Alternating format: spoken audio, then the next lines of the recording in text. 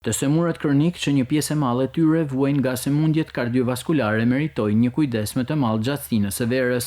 Mjekja kardiologe Emerita Deti tregon se një prej shkaqeve është ekspozimi në diell. Problematikat më të mëdha që hasim neve në këto ditë është që kemi pacientë që vinë me hipotension, me lodhje, dopsi trupore, të cilat shkaktohen nga qëndrimi gjatë në diell, edhe nga dehidrimi, sidomos dhe tek pacientët që marrin medikamente antihipertensive. Mesatërisht në poliklinikën e specialiteteve në Shkodër paraqiten 20 raste në ditë që kanë probleme me zemrën, ku veçohen edhe grup moshat e reja. Mesatërisht sa vizita në ditë keni? 20. Kemi parë që dhe tek moshat e vogla ka filluar shfaqja e hipertensionit. Kemi dhe mosha 25-26 vjeç. Për të semurat kronik, kardiologja Emerita Deti ka disa këshilla. Këshillohet një stil jete aktiv, pra të merren me aktivitet fizik, ushqime pa krip, të pinë ujë mjaftueshëm, të